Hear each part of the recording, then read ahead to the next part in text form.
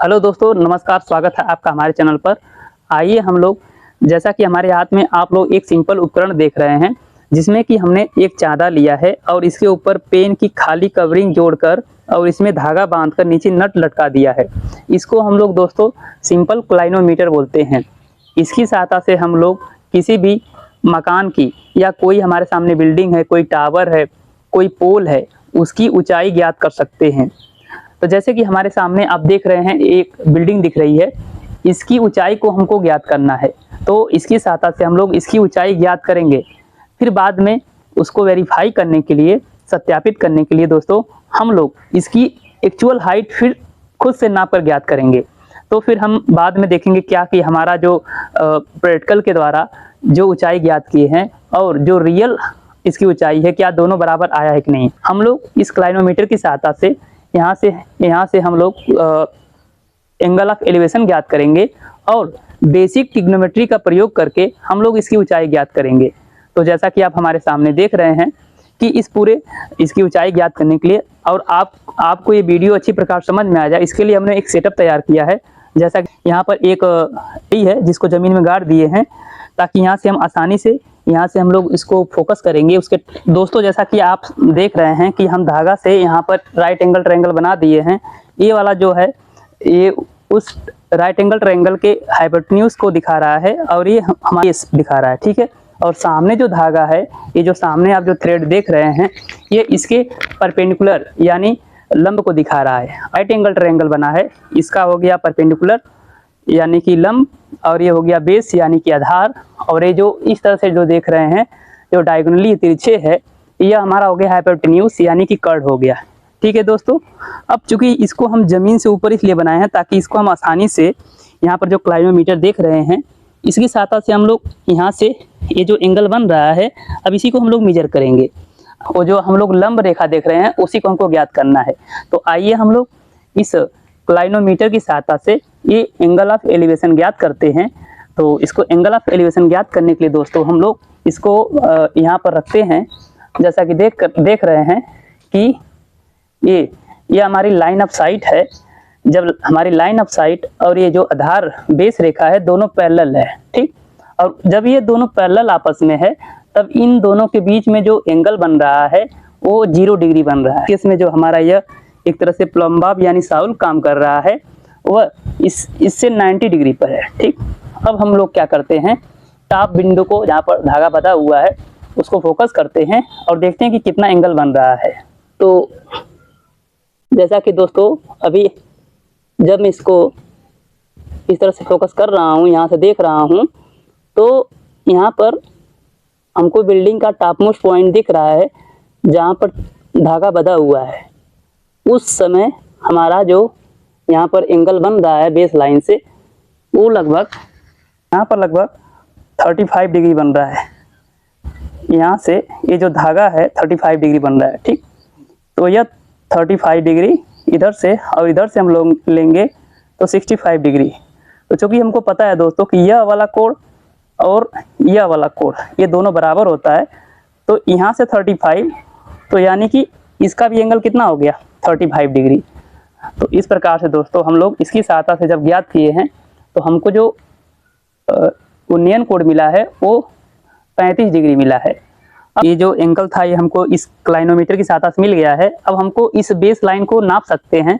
तो base line को नापने के लिए, जैसे देख रहे हैं, वहाँ पर पकड़े हैं और यहाँ पर हम इसको नाप रहे हैं। तो ये जो बेस लाइन है, इसकी जो हमको लंबाई मिल रही है, ये 16 फीट मिल रही है। जैसा कि जहाँ से हम लोग एंगल ऑफ एलिवेशन मेजर किए हैं, वहाँ पर 16 फीट मिल रहा है। अब जैसा कि देख रहे होंगे, ठीक। अब चूंकि हमको जमीन से उस बिल्डिंग की ऊंचाई ज्ञात करनी है, तो हमको इसमें 2 चीज़ मिल गया। राइट एंगल ट्रायंगल में एक एंगल ऑफ एलिवेशन मिल गया और एक हमको बेस, उसके मतलब आधार से लेकर यहाँ तक की दूरी मिल गई। तो अब हम लोग सिंपल त्रिकोणमिति का प्रयोग करके उसकी ऊंचाई ज्ञात कर सकते हैं कि हम लोग जो एंगल मेजर किए थे, जमीन से इतने ऊंचाई पे मेजर किए थे।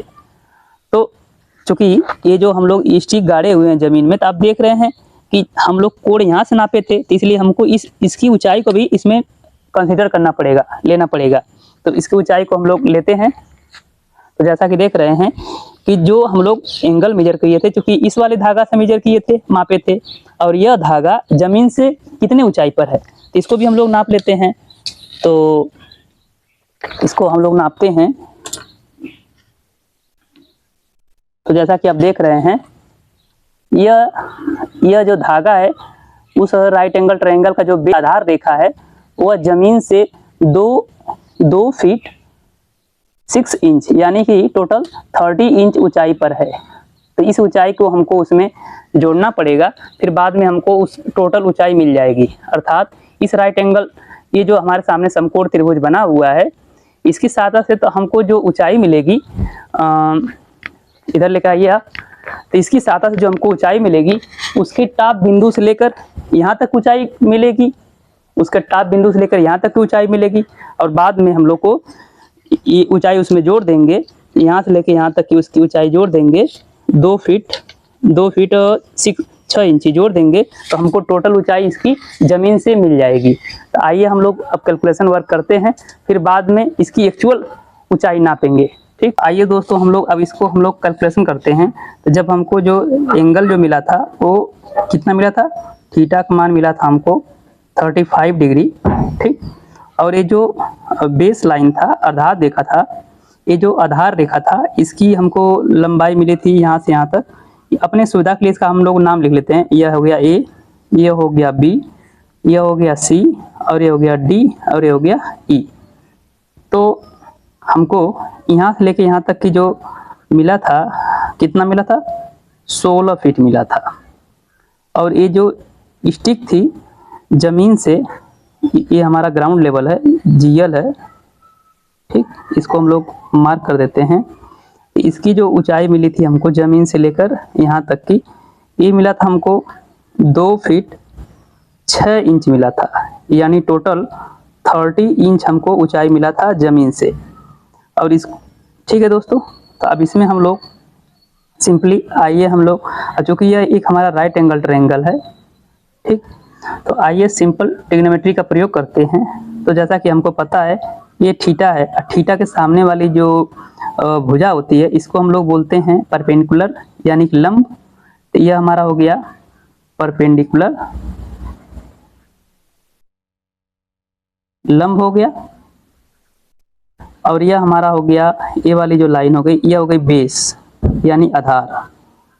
चूँकि हमको इसी परपेंडिकुलर को ज्ञात करना है, तो हमको सिंपली पता है क्या कि tan थीटा बराबर होता है परपेंडिकुलर अपॉन बेस, यानी लंब बटा के आधार। ठीक, तो रखते हैं इसमें हम लोग यहाँ पर tan 35 अंश का मान इधर रखते हैं, और परपेंडिकुलर का मान हमको ज्ञात करना है, और इधर बेस का मान हमको मिला था 16 फीट मिला था, 16 फीट मिला था। ठीक, अब tan 35 अंश का मान हमको निकालने के लिए कैलकुलेटर का सहारा लेना पड़ेगा। यहाँ पर दोस्तों हमको tan 35 अंश का मान निकालना है। तो tan 35 अंश, तो जैसा कि देख रहे हैं 0.70275, तो यहाँ पर हम लोग tan 35 का मान लिख लिए, और हमको इस परपेंडिकुलर का मान निकालना है। इधर नीचे हो गया 16 फीट। अब सिंपली हम लोग क्रॉस मल्टीप्लाई करते हैं, तो जब इसमें हम लोग गुणा करेंगे 16 फीट का, तो यह हमको मिल रहा है कितना, 11.2033। आप जैसा कि देख रहे होंगे कैलकुलेटर में, यह हो गया हमारा परपेंडिकुलर का मान। अर्थात यहाँ से लेके यहाँ तक की हमको जो ऊंचाई मिली है, वो मिली हमको 11 फीट, और इधर हमारा इंच में है। ठीक है, अब चूंकि हमको टोटल उस बिल्डिंग की ऊंचाई कितना हुई, तो टोटल मतलब कि ग्राउंड लेवल से कितनी ऊंचाई हुई, तो उसके लिए हमको ये वाली ऊंचाई और ये वाली ऊंचाई जोड़ना पड़ेगा। क्योंकि इसकी ऊंचाई हम लोग जमीन से नापे थे, इसकी ऊंचाई 2 फीट 6 इंच आई थी। अब चूंकि ये दोनों आपस में पैरेलल है, तो ये दोनों की ऊंचाई आपस में बराबर हो जाएगी। तो यह 2 फीट 6 इंच है, तो यह भी हमारा 2 फीट 6 इंच हो जाएगा। ठीक, और यहाँ से लेके यहाँ तक 2 फीट 6 इंच हो जाएगा, और यहाँ से लेके यहाँ तक जो हमको ऊंचाई मिली है, वो हमको मिली है 11.203 33 फीट मिला है। ठीक, अब टोटल ऊंचाई को हम लोग जोड़ते हैं, इसको और इसको जोड़ते हैं। ठीक है, तो आइए जोड़ते हैं। तो ये हो जाएगा हमारा कितना, 11.2033 प्लस 2.5।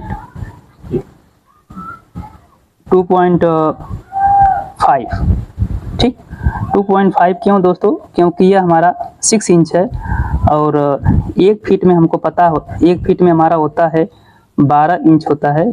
ठीक है, 1 फीट में 12 इंच होता है, इसलिए हाफ फीट में कितना होगा, तो 6 इंच होगा। ठीक, और हाफ को हम लोग क्या लिखते हैं, 0.5 लिखते हैं। तो ये जो मैं 0.5 लिखा हूँ, तो ये 6 इंच को मैं फीट में कन्वर्ट करके लिखा हूँ। ठीक, तब टोटल इसकी ऊंचाई कितना हुई, तो इसमें जोड़ते हैं हम लोग। तो ये हो जाएगा हमारा कितना, तो जैसा कि देख रहे हैं इसमें जोड़ रहे हैं 2.5, तो हमको मिला टोटल 13.70। जो ऊपरी छत है, इस छत से लेकर ये जमीन है, इसकी जो टोटल हमको जो ऊंचाई मिली है, इसको प्रैक्टिकली द्वारा जो हम लोग निकाले हैं प्रैक्टिकल के द्वारा, तो हमको मिला है 13.70 फीट मिला है। ठीक, अब आइए हम लोग इसकी रियल मेजरमेंट करके निकालते हैं। इसका मतलब कि हम लोग रियल मेजरमेंट करके निकालते हैं कि क्या हमारा ये जो मैथमेटिकल मान और रियल मान दोनों बराबर है कि नहीं। ठीक है, तो रियल मान के लिए फिर से हम लोग इसका नापते हैं, तो देखते हैं क्या दोनों मान बराबर आ रहा है कि नहीं। ठीक है, तो दोस्तों हम लोग जब इसको प्रैक्टिकली के द्वारा या इसके द्वारा जब हम लोग निकाले थे, तो इसकी पूरे बिल्डिंग की ऊंचाई जमीन से 13.70 फीट करके आई थी। अब हम लोग आइए इसकी रियल ऊंचाई नापते हैं, देखते हैं कितनी इसकी रियल ऊंचाई जमीन से है, दोनों बराबर आया है कि दोनों अलग अलग आ रहा है। जैसे कि देख रहे हैं वहां पर ऊपर वो पकड़े हुए हैं। ठीक, अब हम यहाँ पर उस बिल्डिंग के टॉप मोस्ट सिरा से और जमीन से लेकर इसकी ऊंचाई नापते हैं। ठीक, तो आप जैसा देख रहे हैं, तो आप यहाँ पर देख रहे हैं दोस्तों। ठीक है, आप देख रहे हैं 13, उसके बाद 1 2 3 4 5 6 7, तो लगभग देखिए दोस्तों, आप देख रहे होंगे कि 13 फुट और यहाँ पर 7 इंच इसकी ऊंचाई आ रही है, रियल ऊंचाई, जो कि रियल माप के बाद हमको मिल रहा है 13 फुट 7 इंच आया है। और वही चीज़ हम लोग उस होममेड क्लाइनोमीटर की सहायता से इसकी ऊंचाई निकाले थे। पहले यहाँ से लेके यहाँ तक निकाले थे, और ठीक है, उसके बाद उसमें नीचे की ऊंचाई जोड़ दिए थे, तो वो भी इसके बराबर ही मान आया था। तो इस प्रकार से दोस्तों मैथमेटिकली और प्रैक्टिकली दोनों मान हमारा बराबर आ रहा है। तो हम लोग रियल मेजर किए हैं इसका मान, तो ये भी हमारा आया है 13.70। ठीक है दोस्तों।